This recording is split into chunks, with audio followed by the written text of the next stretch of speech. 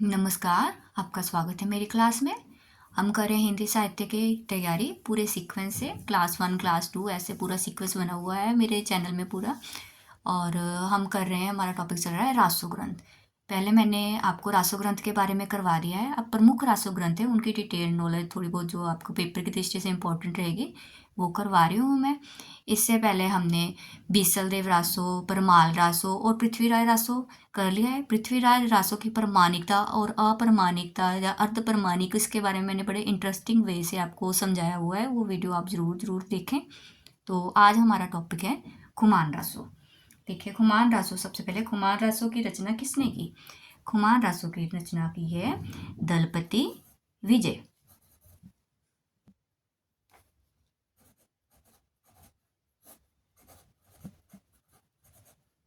ठीक है, सबसे पहले इंपॉर्टेंट जानकारी हमारी क्या रहेगी? दलपति विजय ने खुमान रासो की रचना की। अब इसको याद करने की ट्रिक क्या रहेगी? दलों पर जिसने विजय प्राप्त की उसको क्या आ गया? गुमान आ गया।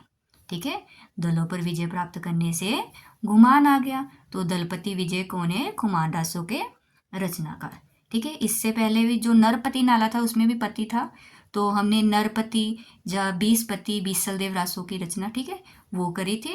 तो खुमान रासो की क्या है? दलपति विजय, और बीसल देव रासो की नरपति नाला। इसमें आपको कंफ्यूजन नहीं होनी चाहिए क्योंकि दोनों में पति आ रहा है। ठीक है, दलों पर विजय के कारण गुमान आ गया। तो ये रचना किसकी है? खुमान रासो है। किसकी रचना है? दलपति विजय की। ठीक है, ये साथ में लिख लीजिए। रचनाकार दलपति विजय कौन है? रचनाकार, रचयिता खुमान रासो के। ठीक है, तो आगे देखिए इसका समय। इन रासो ग्रंथों के बारे में मतों में, विद्वानों में मतभेद रहा है। ठीक है, आचार्य शुक्ल के अनुसार इनका समय 9वीं शताब्दी माना जा रहा है। 9वीं शताब्दी की रचना है जी, 9वीं शताब्दी की रचना। भाषा की दृष्टि से भी इसको 9वीं शताब्दी की ही रचना स्वीकार कर लिया गया है।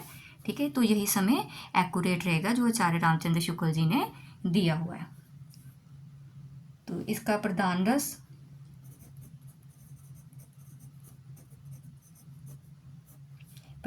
इसका है वीर रस। कौन सा रस प्रधान है इस रचना में? वीर रस।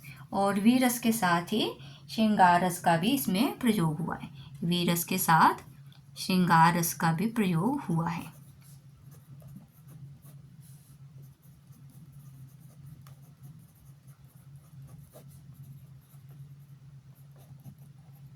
प्रधान रस वीर है, बट वीर के साथ श्रृंगार रस का भी प्रयोग हुआ है।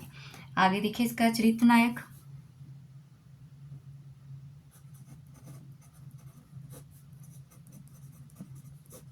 चरित्र नायक कौन है इसके? मेवाड़ के राजा, मेवाड़, ये ध्यान रखा कीजिए। मेवाड़ कहाँ के राजा? मेवाड़ के राजा, क्योंकि पूछ लेते होते हैं कहाँ के राजा।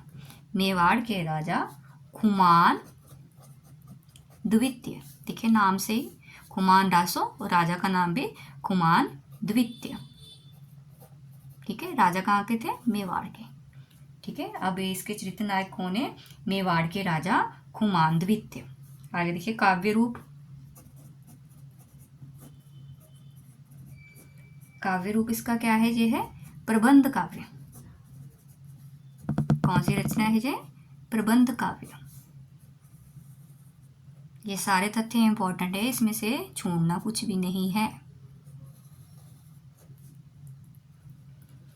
आगे देखिए इस ग्रंथ की रचना लगभग 5000 छंदों में की गई। ठीक है, इस ग्रंथ की रचना, इस ग्रंथ की रचना लगभग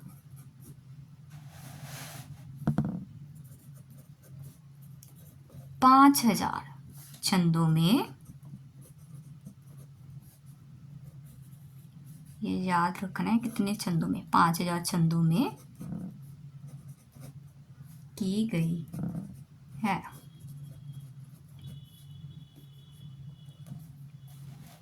इस ग्रंथ की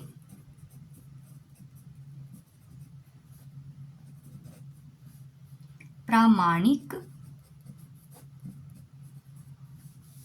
इस ग्रंथ की प्रामाणिक, वर्डिंग ध्यान दीजिए, प्रामाणिक, क्योंकि ग्रंथों में भी इनका बड़ा रहा है कौन सा ग्रंथ प्रामाणिक है, कौन सा अप्रामाणिक है, कौन सा अर्ध प्रामाणिक है। तो इससे क्या स्पष्ट हो रहा है कि यह प्रामाणिक है। इस ग्रंथ की प्रामाणिक हस्तलिखित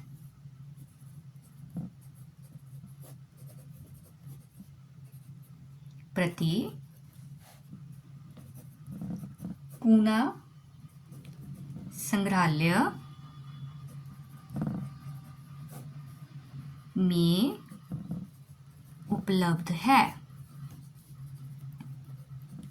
कहाँ है?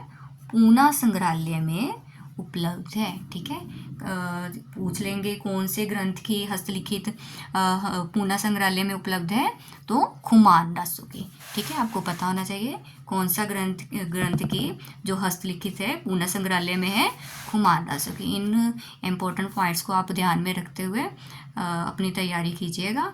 आज के लिए इतना ही, धन्यवाद।